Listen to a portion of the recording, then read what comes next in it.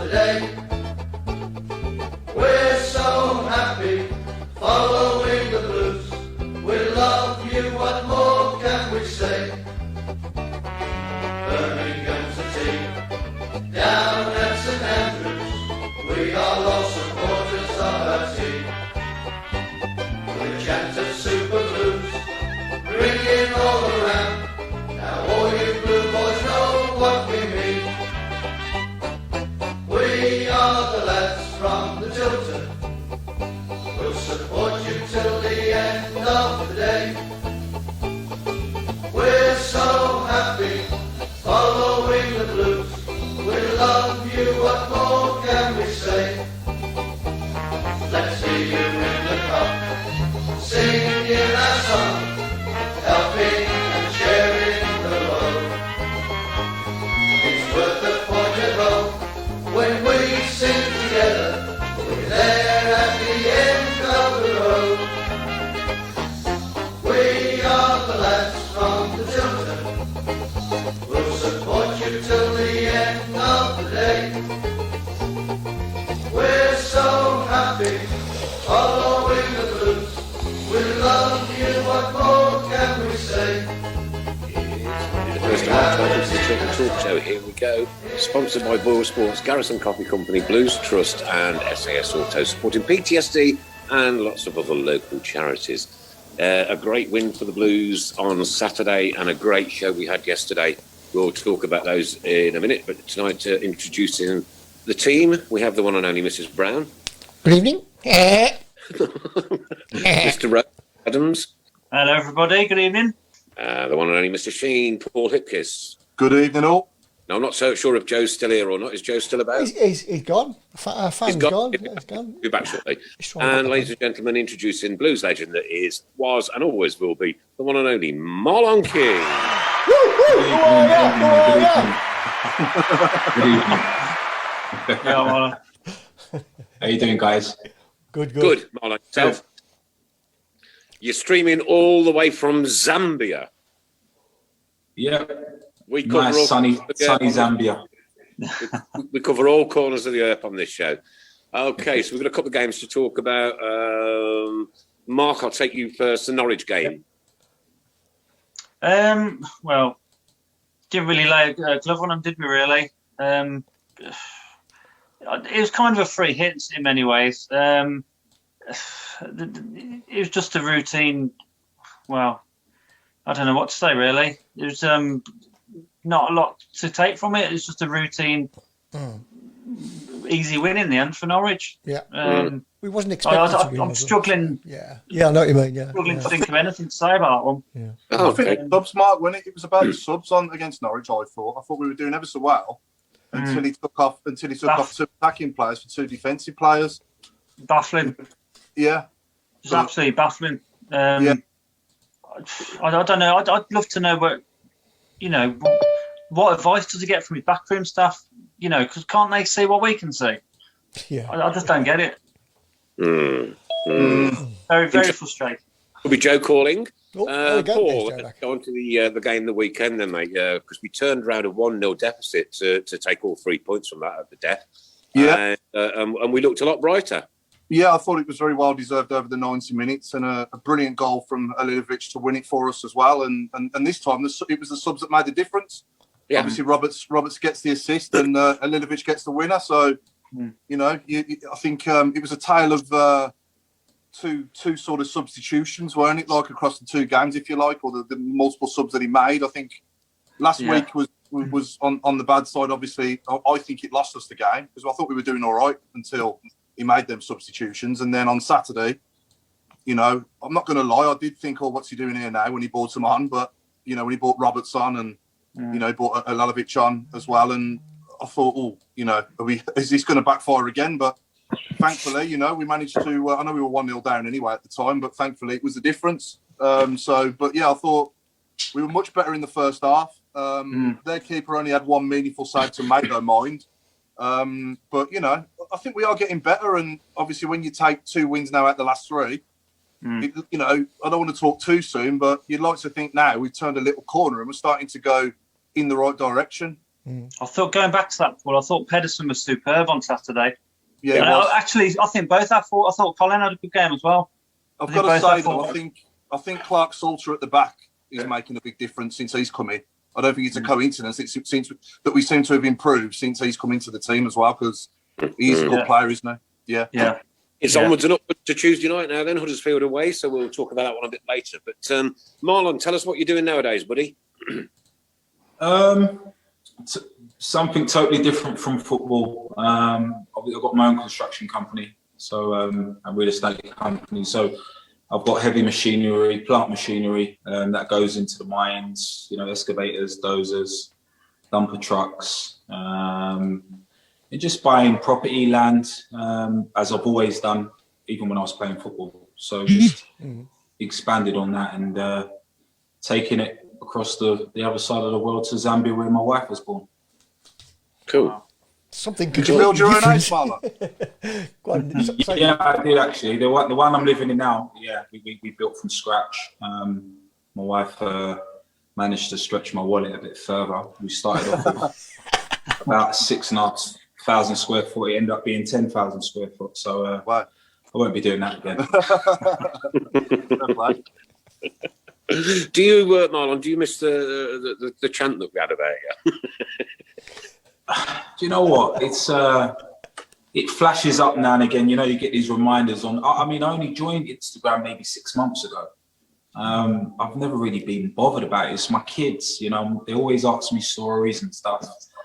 So when I tell them, like, Dad, we got to get you on Instagram. So they kind of encourage me to come on and they post up pictures and stuff. So I see like things flash up and like old games on YouTube, and it's just I don't miss it in a sense of I would love to go back and play, but you do miss the day-to-day banter and mixing with the fans and things like that. Just going in every day and just having a laugh and doing something that you love. It was a brilliant laugh. Yeah, it was. It's as I said, to wake up every day and do something that you love and enjoy. It's especially when you're doing well for a club and the fans they really get on with you and stuff. It just makes life easier. I suppose it's like any workplace, isn't it? If you hate your gaffer, you don't really want to go in, do you? So when you do, if you do get on with your gaffer, then whether you're a bin man or whatever it is, it makes life easier when you can get up in the morning and have a bit of banter with the lads, Yeah, definitely. And I think for me, Marlon, that season that you played for us as well, obviously, the first season after we went down and we played in Europe after winning the Carling Cup was just a special season, and certainly in my most enjoyable season since we've been relegated in the last 10 years. It was the most. It was a weird season because it was like, would you have swapped getting promoted in the playoffs or would you have taken Europe? What you mean, as in winning the Europa League? Yeah, it was kind of like it was a nearly season, wasn't it? Because in Europe, it was goal difference that we missed out on the final stages. Yeah. Any other season we'd have gone through. Yeah. This is what I was speaking to Curtis Davis, and it's like that season was like the nearly season. But if you look at the amount of games, it was like nearly 60 games. So I just feel like when we got to Blackpool, I think it was more of a burnout, to be honest, because we were doing like sometimes Tuesday, Thursday, Sunday. It was like 3 games in a week, and it was playing catch up. So it was watching other teams win, and it knew we had to get result because even you got that mentality. Even though you've got 4 games in hand, I think 4 or 5 games in hand with it at times, you still got to get through them. And then when you see teams mentally like leaving you points, even though you can make it up, it's still quite difficult to keep pace. So it was a weird season, but it was a great season for me anyway. I'm sure the fans enjoyed it, especially Brian. Oh, definitely. Yeah. That partnership that you had with Chris Wood as well that season was excellent, wasn't it? You linked up really well. Woody's. He's gone on to prove how good of a striker he is. He's just a natural goal scorer. And me and him used to stay out in training, do extra shooting practice. Me, Redders, we just used to stay out. Berkey, just get the mannequins and just do shooting all the time. And it just showed the level of competition when I think it was Millwall away. He got 2 and I got 3. So we were still having a personal battle, you know, because when he first came, he was in the team and I was kind of getting my fitness because I had a knee injury. So I was looking at him and he was scoring all these goals and I was still thinking to myself, I'm gonna catch you up. I'm still gonna get more goals than you this season. Yeah, and that was the season. That was the season that Zigic scored 4 at Leeds as well, wasn't it? Leeds away, he scored 4 at Leeds away. I didn't go to the game. I remember watching the result and he annihilated. What the boys were telling me, he annihilated. It was unplayable, that game. But Ziggy can do that. When he's ready to turn it on, you know, great lads. Just, he's frustrating because you know what he can do, but he turns up at the right times, as he did for the Carling Cup. And I suppose that's why he's a legend at the club. You know, he didn't score 15, 20 goals, but he popped up at the right times. Yeah, definitely. All right, lots of comments in, Paul. Firstly, we're going to go with this one. Gaynor Robinson's asking, can Marlon help to rebuild St Andrews? I don't know whether you've heard Marlon, but the Top and the Tilton have both been condemned. I don't think the owners would let me, to be honest. I don't think they wanted me.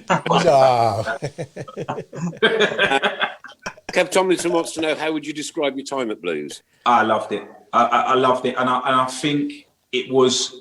I remember playing against Birmingham for Gillingham in a cup game years ago, and I was on the bench. I was only a youngster, and I remember coming on, and you guys made it very, very clear to me that you didn't know who I was, because I came on, said my name, and everyone went, and I was like, where the hell am I, man? And that was the time you guys were in the Prem, so you getting full houses. You know, it's like St Andrews is quite a tight-knitted ground, and it was just, I just remember it. But Coventry played you in the FA Cup, and you guys walked away 3-2 winners. Yeah, I just, you know, the atmosphere, and you know, I just loved it. And then obviously coming down and the way the fans took to me was brilliant. So. No, you scored against us a couple of times, didn't you, Marlon? I remember you scored against Gillingham. Yeah, and then the Coventry game. Coventry game, and I just came out the hotel, which we'll call the hotel prison, and signed I signed for local rivals, and then.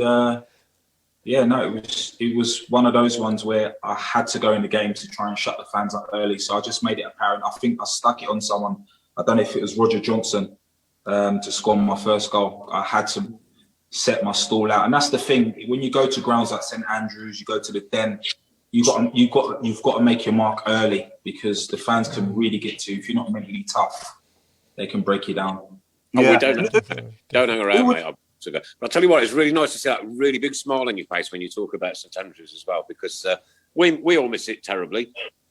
Stephen Gill wants to know, what was the dressing room like after the Club Bruges victory? Oh, Joe's back. Hello, Joe. He's only just noticed. All right, Joe. Hello, Marlon. It was just an unbelievable game, and do you know what? I think it was more for the atmosphere you guys created at Bruges. It was something else. You're talking about the away game, right? Mm-hmm. Yeah. And where Woody scored the last minute goal. Yeah. You whipped it in, didn't you? You assisted that. Yeah. It was unbelievable. I've never experienced anything like that away from home, in terms of being. I mean, you play international football and that, but to have so many fans travel like that and make the home team seem like the away team, that night I will never forget. And the way we did it, because I don't think, if I'm right, correct me if I'm wrong, that they've ever lost to an English team at home. First time. So we knew how good they were, especially at home. The first goal, I think, was it a blooper from... Colin Doyle, Colin Doyle, wasn't it? Yeah. From Doyle, he went to kick it and it bobbled, and it went in, I think. So we was like, bloody hell, backs up against the wall a bit. Their fans started getting loud, and then we got the equaliser, and then we just grew in confidence. Gaffer brought me and Woody on, I think, because me and Woody were on the bench. I'm sure. We didn't start that game. No, I don't think you did. Me and Woody came on. Yeah. I think it was me. Because what the gaffer was trying to do, he's trying to reserve. Chris Hughton was trying to reserve players for the whole season because he knew he had a chance of going back in the Premier League. So he didn't want to burn everyone out. So if you notice, he rotated his squad. Yeah. And we came on last, 20 minutes or so. Mm-hmm. We didn't start that game. And then I just remember getting the ball at the wing. He went 3 up front. And then I think I spun the defender, just whipped it in, and Woody does what he does best. He just nicked in the box and toe-poked it in. It was a quality finish, to be honest. Superb cross. Yeah, the celebration was mad. Nigel, to know, did you see Ricky Otto in the hotel reception? No, I didn't get to meet him, unfortunately. But no, I mean, look, these things happen. You've got to think to yourself, like, you know, football players are human beings like everybody else. You was just discussing PTSD, mental health issues, and it's becoming apparent now that a lot of footballers are dealing with things outside of football. You know, it's just so right. I think with social media now, it's kind of just magnifying it a bit more. And you know, I wish I had spoken more about what was going on with me off the field. You know, where you could possibly avoid getting yourself into problems. But I had a self-destructive kind of personality, you know, when things were going right, it didn't seem normal for me. So you had the first one about that. Yeah, I mean, look, as I said, you will get people that won't get in trouble or scared of the law, but they're still struggling mentally. I mean, my pal Clarky Carlisle, you know, he tried to kill himself a couple of years ago, and this is a guy, he's super intelligent, but he had a lot of mental issues, which he's dealing with now. So, you know, as I said, it just shows sportsmen and people that people perceive to be role models and idols are just normal people, just living their life through the camera lens. Yeah. I think you can be as physically strong and you know, as fit as you like, but I think the mind is the most powerful muscle in your body, isn't it? 100%. That's why, man, it's good to talk. It's good to talk. But don't be afraid and don't be ashamed. 100%. It's not like when I was brought up in the 1960s, it was a woman's problem.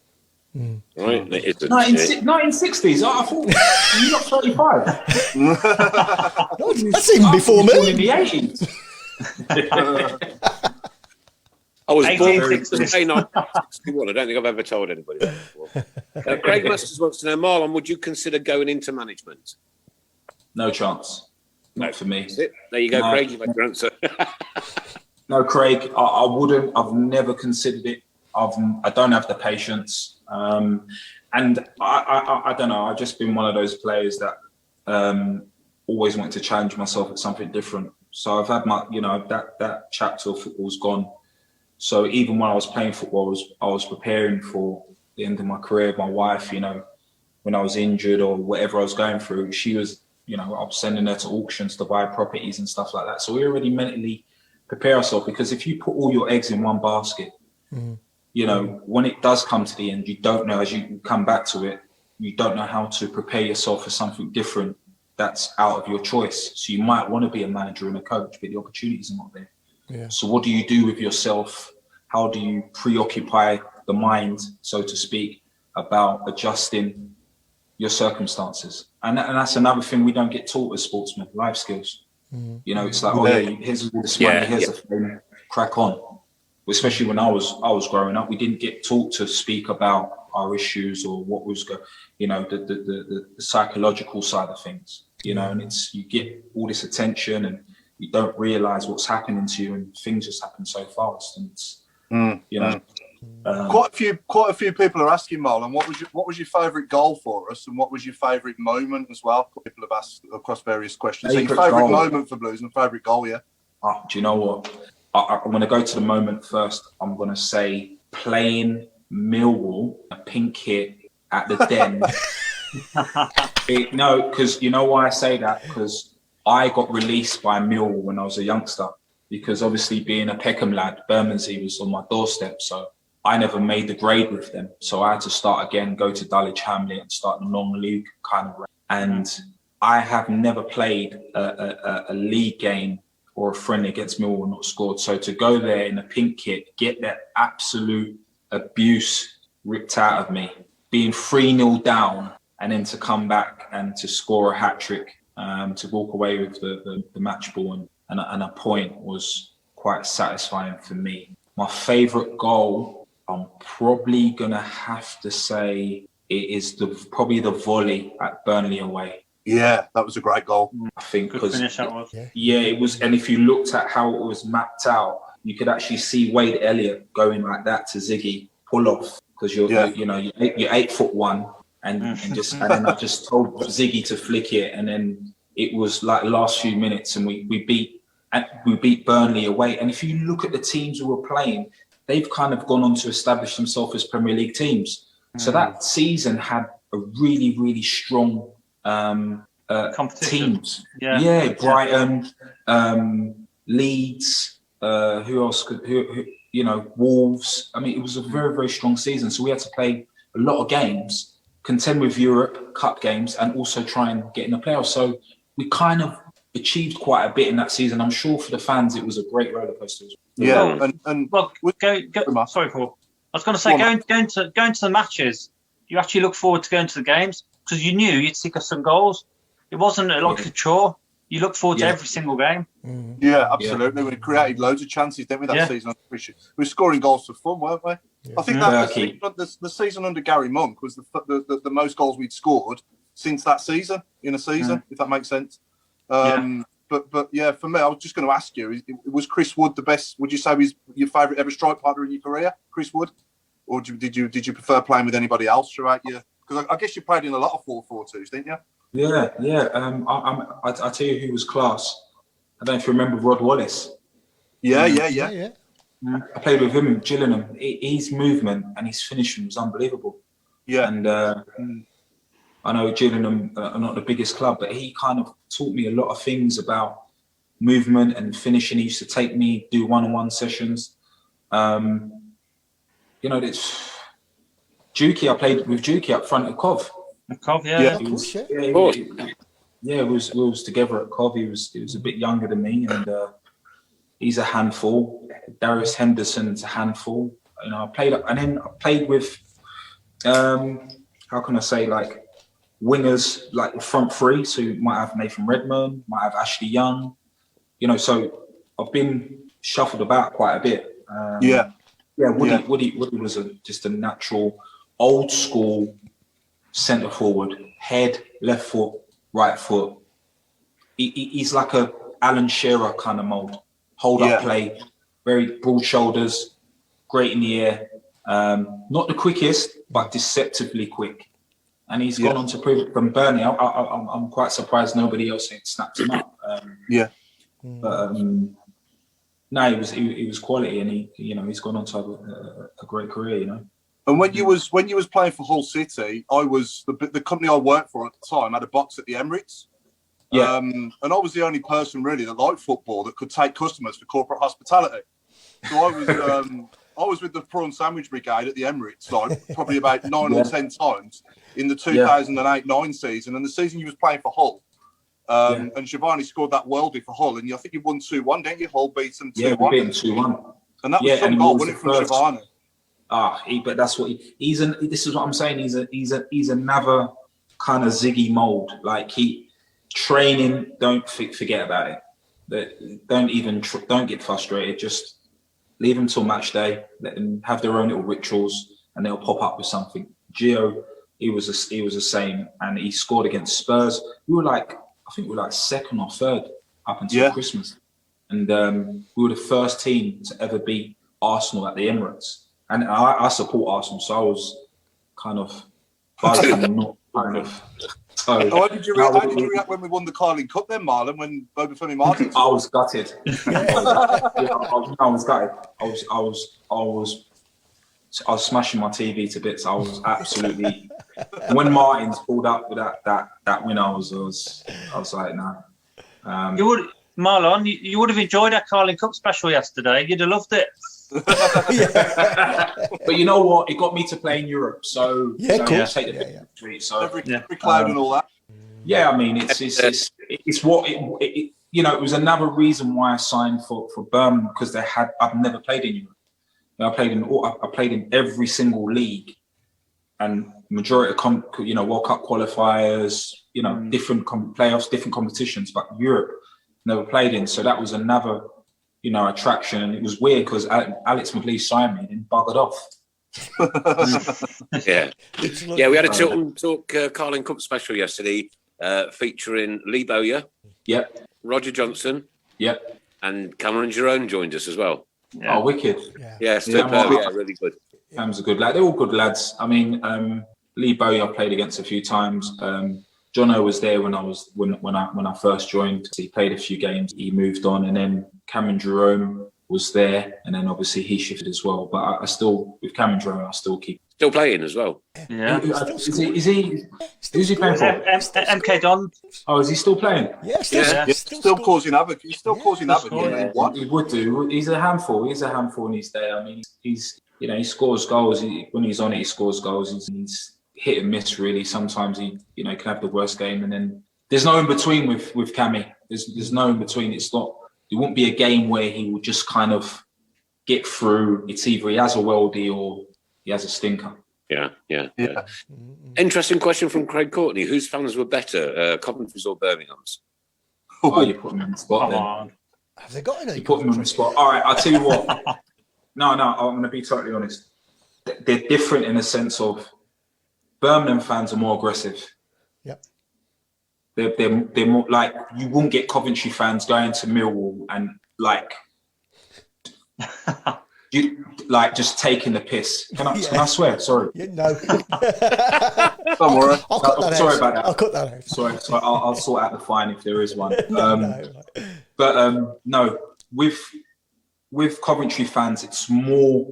They're both family orientated, but St Andrews is got a bit more aggression, a bit more oomph behind their support, whereas Coventry are a bit more subtle. The family suites and that are a lot more comfy. The stadium's a bit more comfy. The light blue is a little bit more cozy. Whereas if you go to St Andrews, it's wooden seats, and this is. We just want to see you give 110%. And, both fans were brilliant with me, so I can't really say who's my favourite, but they had different kind of aspects to them. Good answer.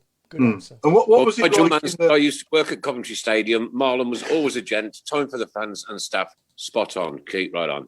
Yes, Paul. Appreciate it. Sorry, Nick. I was just going to ask, what was the camaraderie like amongst that sort of in the squads that you was in at Blues? And have you got any funny stories you can tell us? Any good pranks or anything like that you can remember? I don't know about prank. Yeah, there's always banter flying about. But what I do remember was Ravel Morrison. We played Brighton away. Was it Brighton away? I think it was Brighton away. I can't remember. It was a down south team. I'm not sure if it was Brighton or Portsmouth who played away, and he didn't make the team. And he was sitting next to me talking to me, and then the next minute I got a text to say he's on the train. Where are you going? He goes, "No, I'm going to Manchester." I said, "Have you told the gaffer?" He says, No. I said, "Rav, get your ass back here, mate. You're going to get done a couple of weeks' wages." He managed to turn around and sneak back in the stadium. He's great lad, but very misunderstood. Unbelievable ability. He is probably the most natural, gifted player I've ever played with. Yeah.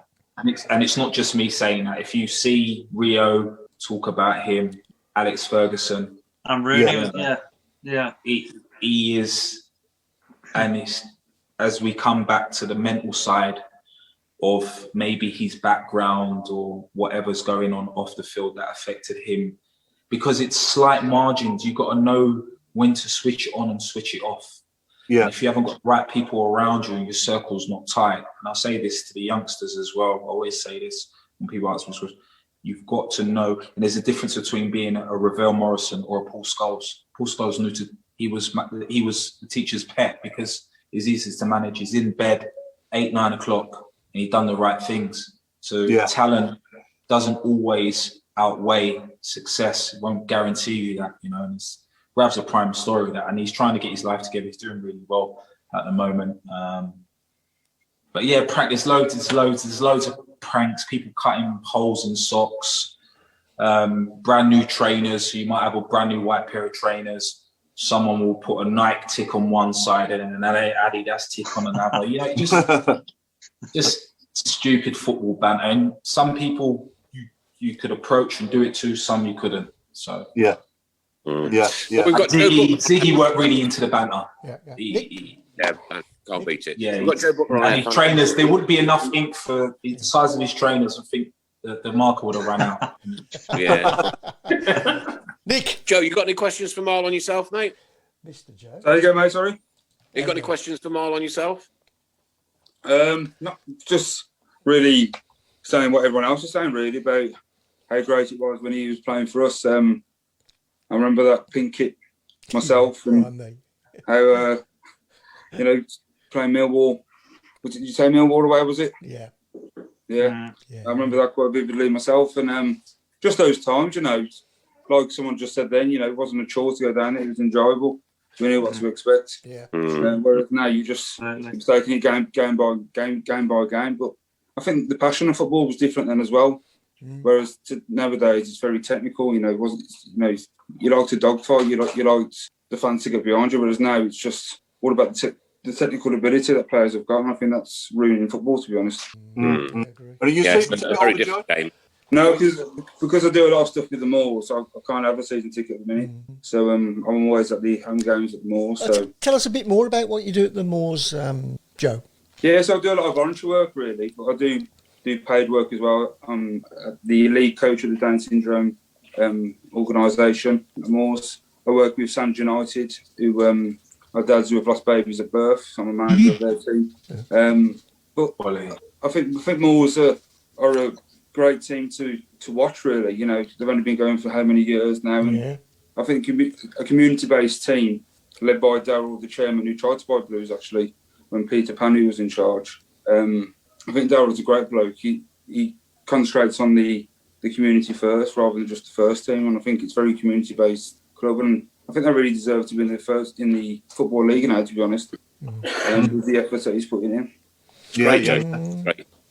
And I class them as our little brothers, Solihull Moors. There's loads of connections there, aren't there? With Bealey there, and Darren Carter and Stephen Gleeson, etc.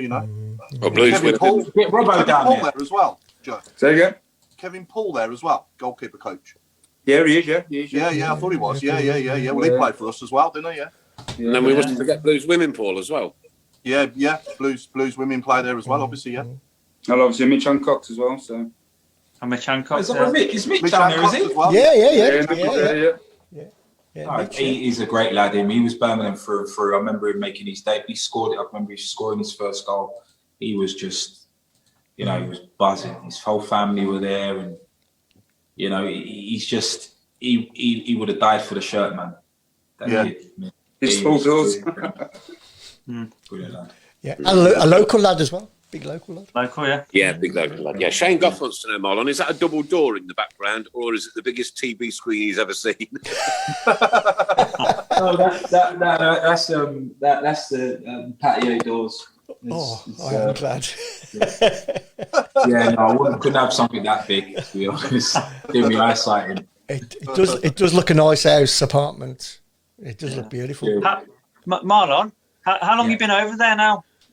Been over 6 years. 6 years. But I try and get back to the UK at least two times a year. But obviously, that was pre-COVID. So now it's the whole world's spun upside down. So just tell us one day at a time. So have you got family over here? Brendan Brown loves your house and wants you to swap. Just get back to. Have you got family still over here, Marlon? Yeah. My mum, my dad, everyone really. Came out here with my kids. My mother-in-law and father-in-law are out here in Zambia. They retired out here. It's just a slower pace. Just beautiful weather all year round, very peaceful. And it's just, at the beginning when I first went, there was a lot of eyebrows being raised. Like, you can move out to Africa, but to be fair, everyone's trying to do what I'm doing now. you know, it's Is it safe? Is it safe? Is it safe? Yeah, crime rate is very, very, very low. Right. And great opportunities, man. You know, sometimes we believe UK is a safety net, but it's not really. You know, I mean, obviously it gives us our NHS, which is really important, and medical side of stuff. But for me personally, I wanted more than just waking up in the cold and dark, and I just wanted a different challenge, you know. So I loved it. I was coming here while I was playing, and my wife's just been harping on about, you know, what a great kind of childhood she had. So for our kids, they go private school, which is English curriculum, Cambridge. So it's the same. And then the timeline as well, we'll be next month, only be an hour ahead of the UK. So it wasn't really a drastic change. It's not like going to the States and you're 6 to 9 hours behind. Here, we're only a couple hours ahead. So everything's in sync with the UK by the weather. Kind of thing, you know? Do you get to watch? Do you get to watch many? Hang on. Sorry. Go on, Nick. Oh, Mark, off you go, dude. No, sorry, Nick. I was just going to say quickly, Marlon, do you get to watch many Blues games? I try and catch highlights. I see things pop up on my Instagram. To be honest, I watch football when I can. I really, really try and not make it a passion of mine to follow football. I do when I can, but I'm just enjoying life, man. I'm just living life. Life's bigger than football, you know. I mean, I really enjoyed it. It gave me a great chance in life. But for me, I'm on my next chapter now. You know, I've got different projects going on, watching my kids grow, and just really enjoying my family. You know, just enjoying my time, trouble free, which is nice. And, you know, just investing for their future. Yeah, three quick fire questions from me, Marlon. Who was your favourite player as a kid growing up? Who was the team you supported as a kid? And who had the biggest influence on your football career? Okay. Right. Question 1. Ian Wright, an Arsenal fan. He only lived maybe 2 minutes from me. Oh yeah, you told us Arsenal. Sorry, you told us you was an Arsenal fan. Sorry. Yeah, I'm an Arsenal fan. Ian Wright. As I said, I saw his kind of path where he had to go through the non-league route, then to Palace, and obviously to smash it at Arsenal. So he kind of made me fall in love with Arsenal at that time. Him and Kevin Campbell, Alan Smith, and you know, him as a striker, the way he used to just score goals for fun. He really influenced me to want to be a striker. So we was down a local community, and he would pull up and come and sit and chill with us and stuff like that. So, but influence on my career, I would say my uncle, my dad. My uncle's got a PhD and an MBE in sports science, and he and my dad they used to do community stuff where we'll raise some money and then they'll take the kids to like competitions in Holland, Belgium, France. So we, as young kids, we're going out getting tracksuits with our initials on it, you know, and we was just estate kids, you know, and they showed us they made us fall in love with football, you know. And how good is Ian Wright as a pundit, by the way, as well? He's fantastic, isn't he, on the telly? Yeah, he says it how it is. I mean, he's not as harsh as Roy Keane, but I love Roy Keane as well. I think Roy Keane's great as well in his own way. It's refreshing, isn't it? Because it's different. As you said, guys, you got to think, like, he don't know any other way to put it, because when it comes up 7 Premier League titles, how do you question what the man's saying? And this is a mentality thing, because when you come back, if you come back just to my time and the other guys like Curtis Davis and Chrissy Burke, and we were expected to beat teams like Norwich, the Millwalls. We, like Birmingham, had that aura where we, you know, not a lot of teams could come and take the mick. We weren't just going to turn up and hope for points. Like, we were Birmingham. That was the mindset, especially when I was playing with the rest of the lads. And as you said, it all becomes a mindset. You've got to build that up. You know, it's you got to gain that respect by just letting teams know, listen, this is our house. And and you're gonna have to really graft to get some points. Yeah. Just had news in Steve Cottrell is back in hospital suffering from COVID pneumonia. Thanks to Steve Portman for that bit of information. I'm sure Birmingham wishes Steve Cottrell well. Get well soon, buddy, and keep right on, my friend. We need to say condolences as well to Glenn that died. Glenn Roder died, didn't he? Earlier this. God, that's crazy, man. What an age. So young. Younger than you. Right. No one's younger than me. This is what I was saying about, I know you guys were like, a lot of people expect me to just watch football, but I'm just trying to do things I've never done before. Yeah. Because we don't appreciate how short life is until, and it seems to me that, you know, these fatalities are getting closer to home. I don't know what you guys think, but it's scary. You hear it on the news and it's like someone that you're not really in touch with. Yeah. And then it's getting close. Oh, okay. I used to like Papa Dio, you know, you know, one minute you train with him, and he was the nicest bloke going. And the next minute, you know, my old teammate, Luton Shelton for Jamaica, you know, he was only 35. He died a couple of weeks ago. And it's, for me, I'm just trying to enjoy and fit as much in as possible because you never know when it comes knocking. Right, a personal question, right? Yeah. Has having kids made a difference to your life? Yeah, especially now that they're older and they understand. How old are they? My oldest is 16, 13 and 11. So now they you know, they understand the dynamics of who dad is, what dad done, what he achieved, what he went through. So I get posed a lot of questions. So when Mark, you're actually a very intelligent guy, talking to you. How come you fell off the rails? And I think a couple of people have already sort of asked that question. And we ain't judging you. We're not judging you. Like you said before the show, everybody's got to pass one thing and another. So what was your story? Because Ricky's going to write in a book about it, isn't he, Chris? Yeah.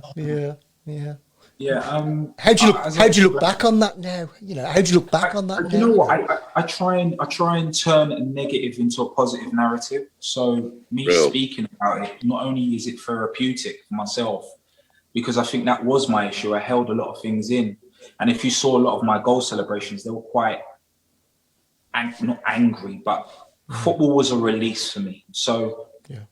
Always say this, and I'll say this to youngsters: when you feel comfortable, find yourself something to make yourself uncomfortable. So when you're uncomfortable, you're comfortable. I don't know if that kind of makes sense, but I always found myself in trouble when I felt like I made it. Right. You know, when you lose the hunger, and I had this. I was the kid at school that saw the big "don't press" on the fire alarm button. I was the one that were like, oh, if I touch it, what would happen? Guilty as charged. I'm the same. Yeah. So, and you know, I don't condone anything I've done, but I openly speak about it and say, you know, I had a self-destructive personality. When it was going swimmingly smooth for me, it didn't feel natural to me because I came from a broken home. I came up quite the hard way. And it wasn't a thing where we could show emotion because you were seen as weak where I was from. So you had to carry a lot of emotions, and I kind of released it in the wrong way and alcohol as well. Not like I was an alcoholic, but it didn't agree with me at times. So Do you drink now? Growth. Do you drink now? Do you drink now? On the weekend, glass of red wine. You know, I know my limits, and that's what it's not. It's about knowing yourself and understanding who you are before you can get other people to accept you. So I think a lot of people, even I ask myself, how did I get myself in that position? And then, you know, after a while, you carry the stigma and then you become a target. So there's certain times I shouldn't have got in trouble, but, oh no, that's that guy, so we're going to make an example of him. So there's a bit of a balance of both, but I do look at it and I think to myself, well, if any of my kids want to get in trouble, I can always tell them exactly what it's like. I can also tell them what it's like to play at the top and be successful. So I look at it as I can give them the balance and the advice of both worlds. Do your kids know about your past and that? Like, do you talk to them freely about what happened and so forth? Yeah, 100%. Because at the end of the day, you know, if I hide it from my kids, then what relationship do I have with them? Yeah. One, and two, they're smart enough and wise enough, and they're totally different characters to me. My son's not interested in football. He's more interested in building stuff, computers. My daughter's an A-level student. So I've tried not to let anything negative rub off on them. And they grew up different, totally different from me. Totally different. And, they got a chance, so. Money's not the answer though, to growing up properly, is it? I mean, I was one of 9 kids growing up in the 60s, and like you say, none of us is perfect, mate. We were taught manners. Yeah, no, 100%. We were taught how to respect people. Yeah. And I think that's a great asset, and we've lost that. And I blame my generation for it, to be honest with you, right? Because we then had the 1980s. We had nothing in the 60s. The 70s was the winter of discontent. With, your Blue Peter would go off as soon as you got home, and all your electric would go off. We lived on candles, for Christ's sake. And then come the 80s, when we were all affluent, and we just gave. They're having everything I never had. And now that's going down another generation. It's to hear stories like yours and to hear you talk like the way you do him, I'm sure you are inspiring other people out there tonight. 100%. Just to say, Marlon, there's nothing but good comments coming up. So, well, Craig Courtney, really honest from Marlon. Ultimate respect for that. Did I live in his shoes? That's Nigel Man. Mother of it. Gaynor Robinson, Marlon, you're such an honest and genuine guy. Oh man, there's loads of them coming in. I can vouch for the fact that you never grow up till you have kids as well. I wouldn't even say I grew up properly until I had a child. It changes it. Yeah, oh, definitely, completely. Definitely. And I always say to my little girl, you don't win or lose, you win or learn. And I say stuff like that to her. You win or learn, and practice makes permanent. I say, not perfect as well, because nobody's perfect. So things like that. That she takes. It's never a loss, always a lesson. Yeah, never a loss, always a lesson. So it can't be all about growth. Can you? So yeah. Yeah, it's about growth. It's all about growth. As I said, they say life starts at 40, and it's like, for me, I'm in such a happy space, and you wouldn't. And as I said, like if you flip it, there's a lot of my peers that are really going through it, that had great successful careers, never been in trouble, but just didn't mentally know how to deal with life without things being done for them. So because the whole focus was on football, and it creeps up, so quick that it's like a plane in the air with no wheels. So it's all right while it's flying, but when it runs out of fuel and it wants to land, and that's what a lot of players are going through now. And it's great that social media, I see, is a pro in the sense of people can now speak to people with a familiar situation, because it can be a very lonesome place, because you think it's just you going through the same thing. You think it's just you that have had a bad background, and then you speak to maybe a fireman or somebody in a different field of work, and you find that they're going through, as much as they might be in a police outfit or a fireman's suit, that they're actually going through it mentally, where they want to take their life. But now with things like social media, which should be used more than racial slurs and these trolls or whatever they call them. So I mean, look, they're just sad people. They need to get help themselves. If you've got time to go and type something negative about someone, you really got to question what you're doing with your life. But anyway, that's a good story, Marlon. You mentioned social media there, and obviously you played through the generation with and without it. So was it a massive difference being a footballer without social media than with it, would you say? Yeah, I feel like a lot of players, if you look at players like Paul Merson, can you imagine Gascoigne, his life being lived on Instagram? Maybe it could have been a saviour, because a lot of players now are self-aware of their circumstances, what they can't do. Now, when you haven't got the cameras following you everywhere, you might want to take a risk a bit more. Yeah. So you'll see a lot of elder players that have gone through stuff, Tony Adams, whoever it is, that have taken risks, whether it be Rooney, drink driving, we're talking about England captain. Everybody goes through stuff, but now it's coming more pivotal in people's lives. Players are a bit more conscious about how people perceive. I mean, even when they talk, they got their hands over their mouth. I mean, I don't get that. I don't get that. Yeah. But you say that, but now you've got voice, these interpreter people that go on social media that will lip read what you're saying and then put it on, and the next week's a story. Yeah. So it goes viral worldwide. So a player might lose a sponsorship with Nike that he's earning millions from just based on something he might have said. Yeah. So a tactic, it might be the gaffer switching up the formation. Just little where the signal can go out. Right, I've seen him. He said this. Clubs do hire these people to watch, to gain every little inch. I'm sure Man City have got eyes everywhere. Ferguson used to do that. He used to send people to nightclubs. He used to send normal people to nightclubs, hired people to nightclubs to watch what his players were doing, to get reports back. Yeah. Coming back onto playing against us, Marlon, who would you say was your toughest opponent in a blue shirt when you played against us over the years? Good question. Kari. I'd say one. Kari. Stephen Carr. Stephen Carr. Oh, yeah. Oh, was it Kari? Yeah. No nonsense. Who else? Michael Johnson? Yeah. Who? Yeah. Michael Johnson. Yeah. Who? Jono. Just did you then? Jono, yeah. Yeah, Jono. He's a good lad, Jono. Right. Yeah. Dan. Scott Dan, yeah. Martin Granger. Martin Granger. Yeah. Yeah.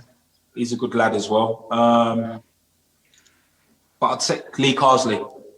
Carsley. Yeah. We had him on the other week, didn't we? Great lad. He and I was at Cov with him as well as he was finishing, and then he took me to Sheffield United. So I'm not sure. Is he an assistant manager somewhere?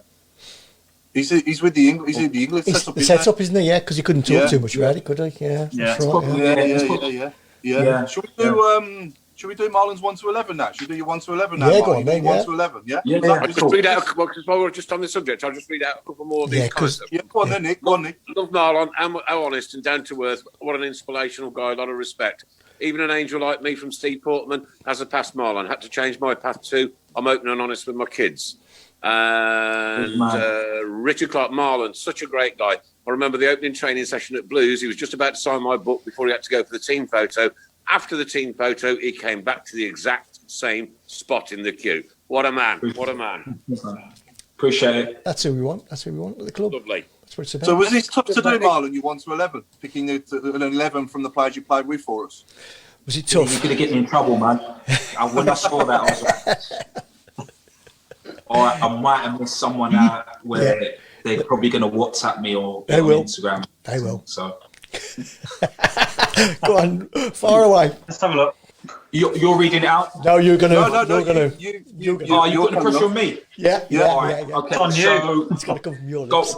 goalkeeper, I'm going to go with Jack Butland. I think when he came into the team, he grew in stature, not just on the field, leadership wise as well. As he grew, he became more confident, and obviously he's gone on to have a decent career as well. Left back, I'm sure I put Kari. Yeah. Stephen Carr. Stephen Carr, left foot. You're back foot. Right back. Right back, sorry. Yeah. Sorry. That's my old age. Centre halves, I'm going to go with Curtis Davis and Stephen Caldwell. Just for their leadership skills, they were rocks at times. They will put their head anywhere, and I'm sure you Birmingham fans really enjoyed their time down there. Right back. What have I got? Left back. Sorry. Murphy. Murphy. Yeah. Murph, great lad. Don't worry. If you can't remember, tell me. I've got it here, so don't worry too much if you can't remember. Yeah, no, I think I've got it. So midfield 4. I'm going old school 4-4-2 just so I can get the players that I need to get in. We remember. I'm going midfield. I'm going centre. I'm going to go, even though Papa Diop was there a short time, absolute monster in midfield. And, you know, he was a lovely guy. So I'm going to put him in there. He was just a man mountain. He was. Yeah. He was. God rest his soul. He was fantastic for Portsmouth, wasn't he, as well, and Fulham, and great player, really good. Yeah, even for his country as well. Next to him, I'm putting Machi, Jordan Much, who I speak to on a regular basis. I'm gonna put Machi because he could get a goal, and that's what I liked about him. He had a bit of flair about him and could take players on. I remember a game at West Ham away. I think we drew 3-3. Remember that? And he dropped a step over him. He had that in his locker. Machi. On the right, I'm going. Actually, I'm going to put him on the left. Chrissy Burke. What a lad! What a player! And his step over. he should have been playing. I can't believe he ain't played in the Premier League. He's one of those players you're just like, how are you not? You see some player, how are you not? Or how have you not played in the Premier League? And on the other side, I'm putting Redders, my young little junior, who I keep telling him he's morphing into me. Bald head with a beard. I don't know if you noticed. Yeah. But you know what? I get on him because when he had hair, he used to get on me about my hairline and I'm bald and I'm old. And I could see it getting lighter at the right. And I could see his wing backs overlapping. So I'm on him now all the time. And, I speak to him about advice and tell him about investing his money smartly. And we discuss other things. Great kid, great family. And then up front, I'm going to go with Woody and Ziggy. Yeah, good team. I'm going to go with just Ziggy just being a pure nuisance and Woody through just his natural goal scoring. Yeah, and captain? Captain, I think I actually went with Curtis Davis. Yeah. Why I say that, even though Kari was, even Robbo, I even missed Robbo out of the team. I could have, with Caldwell and Robertson, I could have put both in. It was, but I didn't play that long with Robbo. Robbo kind of came to the tail end of my Birmingham career, but great lad, and he would leave with blood on his shirt every game. Yeah, he just typifies the Midlands. He is, you know. And captain, I'm going with Kurtz. Why I say Kurtz? Kurtz is a calmer captain than Kari. You know what? With Kari, and I'm sure you can even ask. Sometimes he wouldn't like being captain. Kari's he's very, very zoned. He's a very, very zoned guy. And even though we take on responsibilities, there's other stuff to being a captain that he just didn't like. He had that old man kind of slippers on, cigar. I'm a bit miserable kind of vibe to him. He would tell you he just wanted to play golf, come in, do his job, lead by example. But with the armband, Kurtz enjoyed it. Davis Kurtz, he loved it. Go to meetings and he's just a calm presence. And then when he played, he led with leadership. So that's my one too. Yeah, really good team. Really good team. Shall we do the U, Chris? Should we follow that up with you? All right. Pardon? Okay. So what we do now, Marlon, is we've got a recording of a player speaking that you've played with for us. Yeah.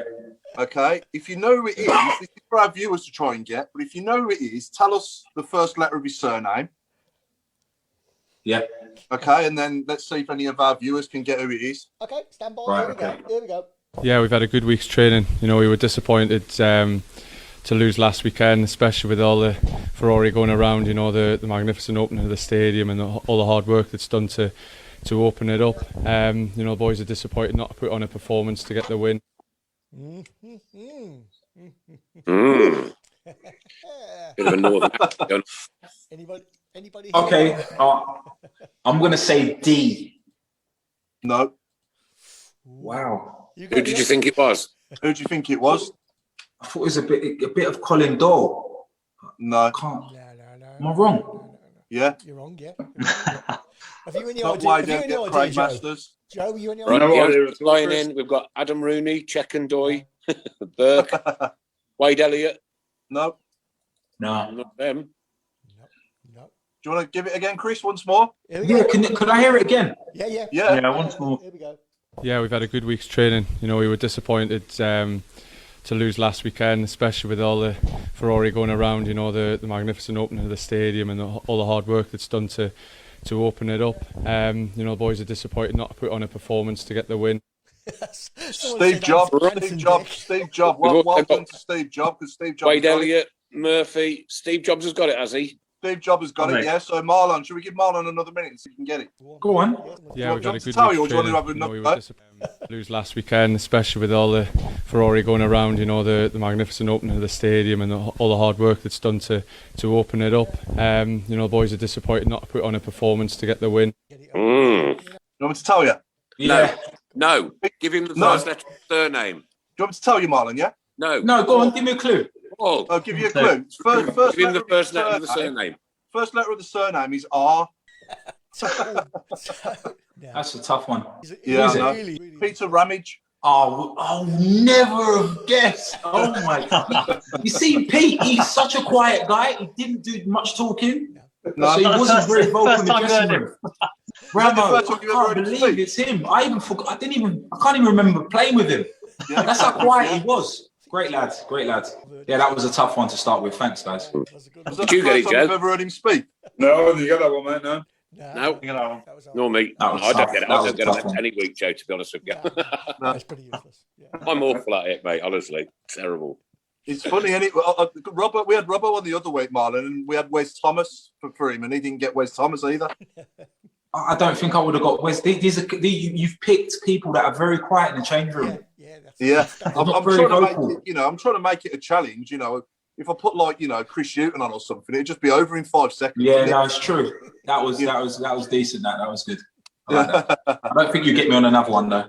Oh, laying down the chalk. Yeah, we haven't got another one, have we, Chris? No. We haven't got any more. There's only one. All right, you done me. Stuff, good stuff. Yes, Ray saying I think Marlon should join in with the last 15 minutes of the show. The last 15 minutes of the show is coming up in about 11 minutes' time. And we pick a subject. We pick a subject every week, and we word associate football with the subject. I've already got the subject in my head because it's always something to do with the interview that we've conducted, okay? So I've got that something in my head, right? So is yours a one or a two-story house? It's 2 stories, like multi-levels.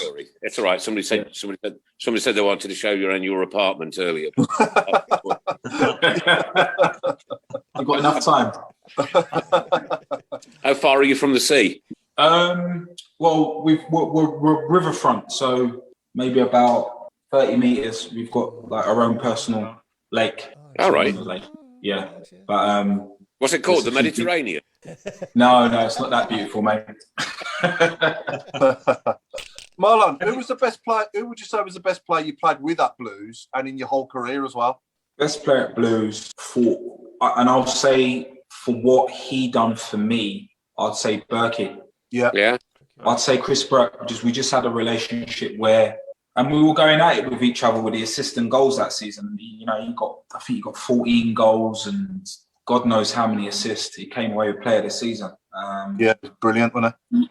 He was just, you knew once you gave him the ball on the wing, get yourself in the box, but more 9 times out of 10, he's going to cut in and shoot on any foot. Yeah. And he was just a nightmare for defenders, just turning defenders inside and out. Right, it's like the song, isn't it? That would tear you apart again. Yeah. He's. I mean, look, you had talented players that came through, but for him, in terms of being consistent, he was like that in training. So, how he trained was how he played. Very, very dedicated athlete, great lad. I was just speaking to him the other day. So now, happened there. Sorry. Now, Instagram's reconnected a lot of us, so we talk to each other on a regular basis. Yeah. I'd say Berkey. Played with, once again, I have to, it's not like name dropping or picking the biggest name. I'm picking players that personally helped my career in terms of assist. And I have to say, Ashley Young, he's one of my best mates in football. And, his assists are just unbelievable. He knew where he was running. and at 35 he's still at Inter Milan. So yeah, it speaks for itself. Really. So, yeah. Yeah. It's a good Right, question. okay. Questions still coming in. Martin Swinscoe wants to know if you've got crocodiles in your lake. No crocodiles, only human, and probably human ones. They're the ones I have to watch out. No. I mean, fish. We've got tilapia fish, and yeah, it's pretty calm. It's when everybody thinks. Craig Courtney, who organises all our guest lists, and he's done an incredible job this last 12 months. Wants to know if you will ask Chris Bursk to get in touch with us. Yeah, no worries. I'll Brilliant. Yeah, he's a good lad. So I'll put in a good word for you guys. Thank you. I'll tell you about the dodgy questions you asked. But... Yeah, cool. Kevin Tomlinson wants to know what you thought when you heard "Keep Right On" for the first time.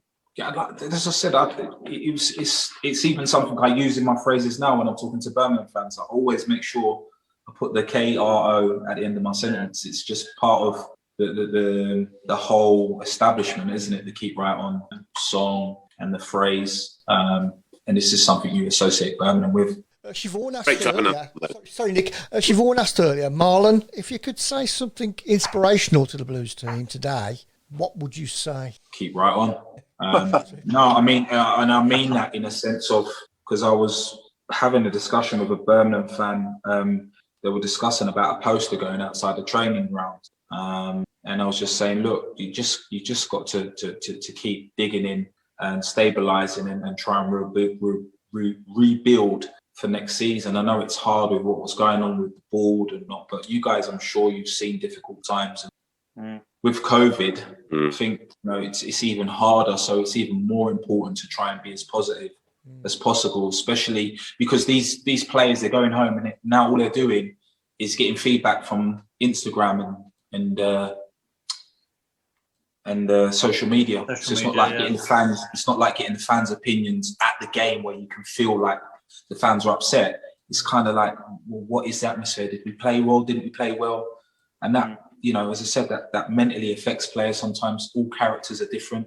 Some wouldn't give a damn. Like I wouldn't. I'll be like, right, next game, dust myself off. Some players will look at their scores and their ratings, and that would affect them. So just keep pushing. And I think the results, especially that QPR result, just shows even from coming from behind, they can do it. They can dig in and finish off strong. Yeah. Something around your head. What's that? Is that a 5-foot mosquito buzzing on your head? I've seen you try to swat it 2 or 3 times. No, it's probably I'm just seeing if I've got any hair. Joe, can I ask you, mate? Joe, who's your favourite ever player in your years? Oh, what a question. It's probably a strange one, but I think he brought a bit of a spark to not my favourite player, but someone who brought a spark to the team in the first John was Mauro Zarate. Yeah. I thought he was not my favourite player, but someone who brought spark to the team. I'm more of a defender myself. Curtis Davis. I know Darren Carter's very good friends with Curtis as well. Yeah. On the Morse. David Murphy, I thought he was very underrated as a footballer. He's a great player. Yeah, great player. Stephen Carr, I thought he was excellent. I think he was a leader. I just like players who were not technical, but are leaders. I like players who lead a team. I thought getting rid of Morrison was a big mistake for Blues. Spot on. Yeah, it was. I just want to ask Marlon, if you don't mind. Sure. I thought Chris Hughton was probably one of the best managers of Blues, to be honest. And obviously, as a football coach myself, what was his best attribute as a manager? How would he get you going? Because he didn't have the biggest budgets himself. And what would you say his best attribute was as a manager? One of the biggest attributes, Joe, is his man management skills. And it's you going into coach and me being a player. It's very important that a player can get their head right before a game. And I had managers where you wouldn't know what the team was until you got into the change room on a Saturday. So, and that has a negative effect right around the change room where you just lift up the board and reveal the team. Because then, it's almost, a negative start because players that were expected to play, because if you do 11v11 on a Friday, shuffle it around, and then everybody's buzzing around looking forward to playing, and then you've got a bench that you know, it's doesn't help you. So what he would do, he would pull me, say, Kingy, you know what, I'm going with Ziggy today because their centre halves, you know, they're not that tall. So I want to play maybe Woody off of him, or maybe Nath to use his pace to get in behind and then bring you on. You know, he'd actually speak you through his tactics. So his tactical knack was his attention to detail was brilliant. He wouldn't do overkill in terms of pattern of play. We'll change it around and do 11v11, but he would explain to us exactly why we weren't in the team. And for us on a Thursday or a few days before the game, we can mentally prepare, get behind the boys and go, right, because I already know I'm being dropped. So now I can like put myself in a position to give myself every opportunity to do well for the team. So that was one of his and also Adam Rooney is at the Moles, doing quite well. He's obviously been struck with injury. What was he like as a strike partner?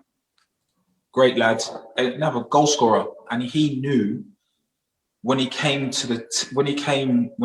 in, Chrissy explained to him, look, you're not going to be a starter. I mean, I do want you here because we've got Europe, we've got FA Cup, Carling Cup, you know, we've got the league, which, you know, the championship is very, very aggressive in terms of games. I will need you to stay. And he had a chance to go out on loan. And he was like, no. And then it so happens, I got injured and he got his opportunity. He got to make a name for himself, scored some great goals at Sheffield United and other clubs, and played a vital role. Millwall away when we caned them 6-1. Everyone played their role that season, you know, everyone. Yeah. Going back onto the Keep Right On song, Gloria Robinson says we will be playing Keep Right On at my mum's funeral on Wednesday. Gloria, you know that we are all with you in spirit and heart on Wednesday. I played it at my dad's funeral quite a few years ago. I'll certainly have it played at mine. And we just want you to know that everybody will be thinking of you on Wednesday, Bob.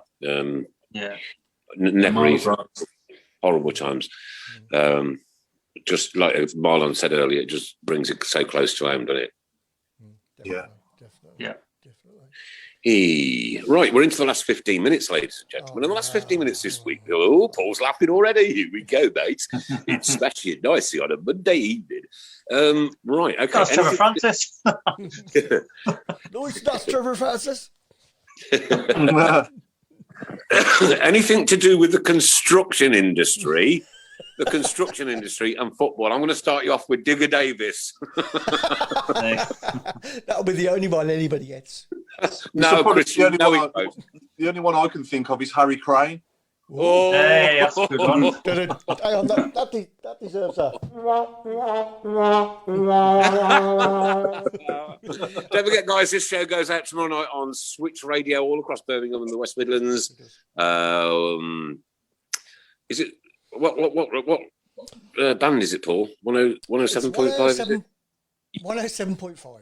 Yeah, 107.5 Switch Radio tomorrow night, guys. You can listen to this in your cars. You don't have to sit in the house. Just go and sit in the car, listen to this all over again. And we give grateful thanks to our good friends at Switch for airing our shows every single week. And I believe we are the only football podcast team to go out on mainstream radio. I think we are at the moment. Great. Yeah. Great work. That's because we're brilliant. What about Peter Lovensands? Okay, we've got Alan Bucketley. Alan Bucketley. That took a while, that Marlon King Tower. Krul and the gang, Krul. Paul Cement, instead of Paul Clement. I think this is my favourite one so far. Off Steve Jobs. Oliver Skip. Oh, yeah. That one. What about Brick? Ricky Otto. I've lost it. We lost it there. Ricky Otto. Oh, Ricky. Ricky Otto, yeah. Andy Barrowman. Plot of chocolate. Every week we have a plot of chocolate, don't we? Every week. We've got Richie Trowell, Digger Davis, of course, Glenn Hodcarrier. I like that one. Michael San Jose. Pete Taylor, the subject this week is anything to do with the construction industry. Bricky Lambert, Glenn Hoddle, Alan Kerb, Ishley, David Craney, Nicky Buttress. And you thought there was only going to be one Brownie. You thought there was going to be one. These lot out here, mate. They are. What about Kemar Roof? Yeah. Hey. How long did it take you to figure that one? It's all up here. We've got Scaffold Trafford, Karen Marlon, think about Portland. You see this stuff every day. Can you link any names to footballers? Yeah. Oh, you know what? My brain is frozen right now, guys. You're on a roll. Crap anyway. I was going to ask Marlon.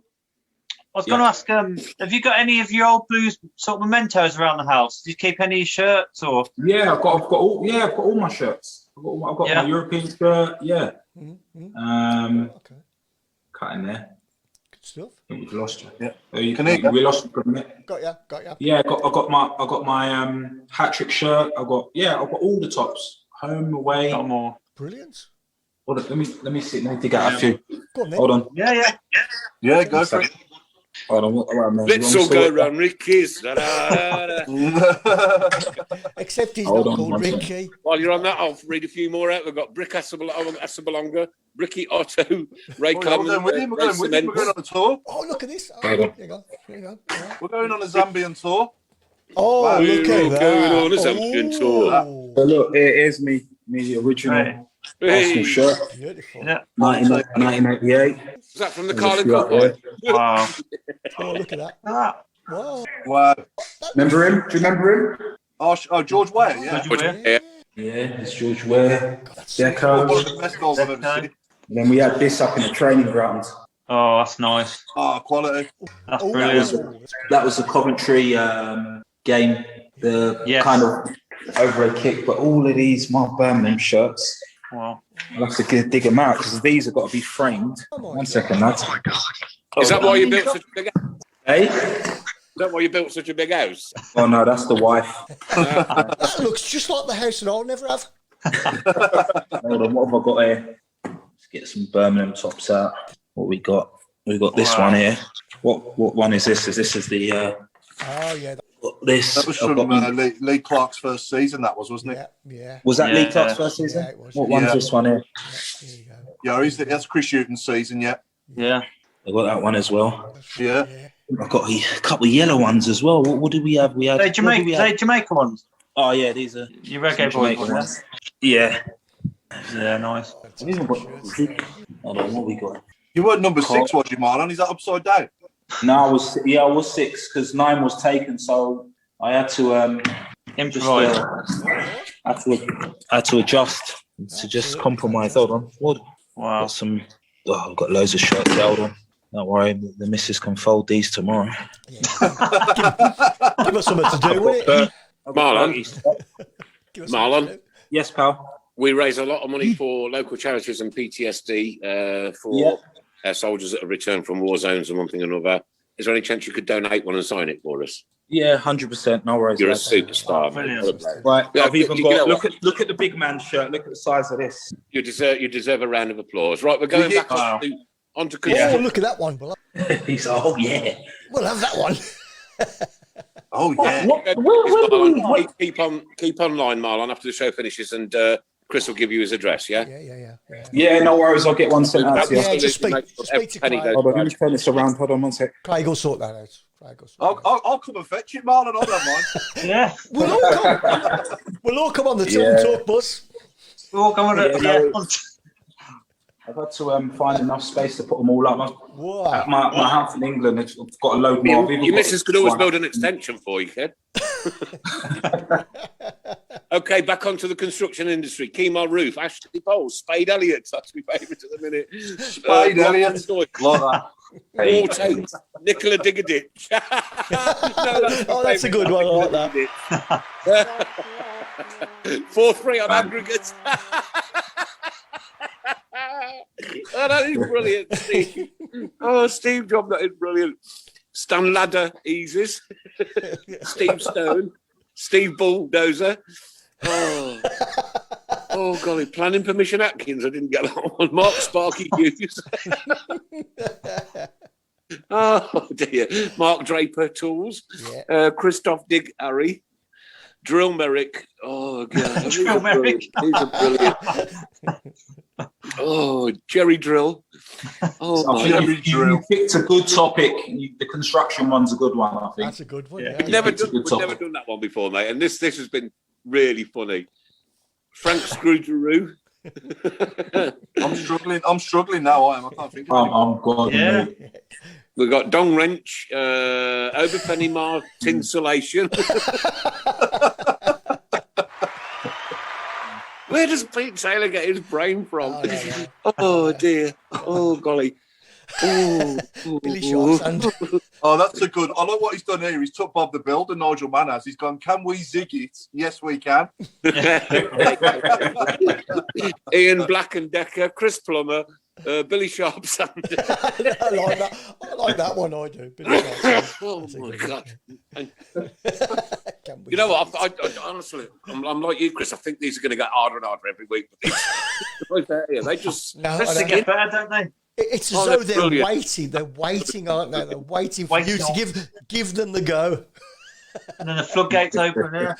Oh dear me! This has me crying every Monday. I promise you. So you're working on a project at the moment, Marlon. You on a site tomorrow, are you, or for the rest of the week, or?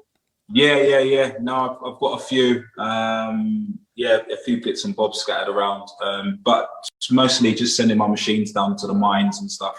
So big mining companies, they hire my equipment and doing long-term contracts. 5 minutes to go, And my guys. wife- Huddersfield away tomorrow. Oh, yeah, quick. Score predictions. Chris Brown. I'm going for, I keep saying it, 4-0. Joe. 2-1 Blues. 2-1. Mark. 0-0. Individual. Paul. 1-0 Blues. Marlon. Same 1-0 Blues. 1-0 Blues. I'm going to go 3-1 Blues. 3-1. Huh? Yeah. Anything will do. Anything will do as long as we win. Yeah. So I'm laughing. Yeah. 2-0 from Craig Courtney. 2-0. Jonathan Lego. I don't get that one. Lego. Lego building. Jonathan Lego. Yeah, here we go. Here's a good Lego. one. Here's a good one. You ready for this, Chris? You ready for this? Yeah. Dealey had a builder. I think that's the best one, to be That's honest. a good one. That's a good one. Yeah, that's the best one. That. That for me is the winner. I quite like this one as well. Mikel for sale. Oh, Yeah, clever one. These people are much too intelligent to be on this show. I just honestly, I don't know where they get this from because like it would take me weeks to think of that. I've got one. Oh, go on. Oh, Stern job. Oh, we got Super Kevin Phillips screwdriver. I think that's got to be the winner. Come on. Oh, my favourite, honestly, is. Oh, Go on, say it without wetting yourself. Dealey Addy Builder. I think that is brilliant. That is absolutely That's the brilliant. best one by far. By far, that's the best one. daily one, yeah. Oh, Excellent. Chris Rowe, you own the week. You get nothing for it, mate, but you own the week. Loads of predictions coming in. 3-1 Blues from Gaynor. I want to thank Linda Magna for what she's done for me this week. She knows what she's done. I know what she's done. Nobody else knows what she's done. It doesn't really matter, but she's done something special. I'll let you know what it is next week, right? But I can't speak right now, if you know what I mean. Linda Magna, you're a star. Thank you. I need to thank Linda Magna as well for sending stars as well, which lots of people can do. Yes, They can all send stars during the show as well. Oh man, that was. All goes to I charity. never thought that one would crack me up. Chris, I'll be honest with you. That was proper done the end. Oh dear. Well, it's about 1.5 minutes to 9. We thank Boyle Sports, our principal sponsors of not only this show but also Birmingham City Football Club, the Garrison Coffee Company, SAS Autos, and Bawdsey Labour Club. We raise money Blues for Trust, PTSD. And Blues Trust. And Blues Trust, yeah, beg your pardon. My friends at Blues Trust. We raise money for PTSD, lots of local charities, Birmingham Homeless, we're doing Jeff Horsfield, Paul Devlin's Annie Fund, and several others. And if you've got a need out there, ladies and gents, let us know because we're here to help. We are a community, we're a family, and we will certainly be with that lady at her mum's funeral on Wednesday. And if she lets us know what time it is, we can all sing our own private little keep right on. at the moment. Set your clocks, set your alarms, and then we'll all sing along with you. This, as tonight, been an absolute eye-opener, because I was thinking to myself this afternoon, okay, all right, we're going to talk to Marlon King for an hour and a half. What are we going to talk about? Yeah, we know all the normal things and the normal stuff, but the inspiration, Marlon, that you've given people out here tonight has been quality, and I mean that, absolute quality. And nobody judges you for your past, right? Nobody judges you for your past, but everybody wants to thank you, certainly from myself tonight, and I know the team. And look at this, great show, great episode, great show, blah blah blah. It's just coming out, BCFC community, and the talk that you gave us a little bit earlier, partway through the show, has made an impression on me. I'm sure it's made an impression on a lot of other people as well. And it's been an inspiration talking to you tonight, Marlon. Ladies and gentlemen, the one and only Marlon King. Thank you very much. And Marlon, keep right on. 100%. I'll get that shirt out to you. No problem. Yeah, don't go off there. Don't go off there just yet till after the show, dude. Just for 1 minute, just stay behind and we'll catch your addresses. Cool. Ladies and gents, this has been the Talk and Talk Show. Monday night, another hour and a half's gone absolutely steaming past. Grateful thanks to Paul Hipkiss. Thank you very much, everyone. Good night, all. Massive thanks to Joe on our fan cam tonight. Thank you very much, everyone. And, of course, one and only Mark Adams. Good night, everybody. Have a good week. Mrs. Brown. And myself, good night. And the last words from Marlon King, ladies and gents. Marlon King. Yep, stay safe, everybody. It's been brilliant. Great work you guys are doing. Keep right on. Great result for tomorrow. Superb, mate. Nice one. Good night, everybody. We'll support you till the end of the day.